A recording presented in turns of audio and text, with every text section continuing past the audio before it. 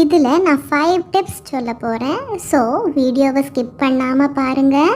Number 1, முட்டைக்கோஸ், தக்காளி, carrot இவற்றை பச்சையாக அடிக்கடி சாப்பிட்டு வந்தால் பருக்கள் போகும்.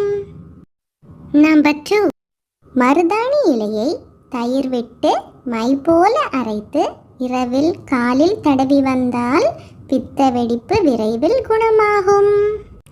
நம்பர் 3, பிரண்டையை பிழிந்து மஞ்சள் தூள், உப்பு அளவாக சேர்த்து காய்ச்சி சூடு குறைந்ததும் சுளுக்கு உள்ள இடத்தில் பூசுங்கள். கறிவேப்பிலை, கரிசலாங்கண்ணி, கீழாநெல்லி போன்றவற்றில் சாறெடுத்து தினமும் தலையில் தடவி வர நரை மாறும். நம்பர் 5, தினமும் மாதுளம்பழம் சாப்பிட்டு வந்தால் ஞாபக சக்தி பெருகும்.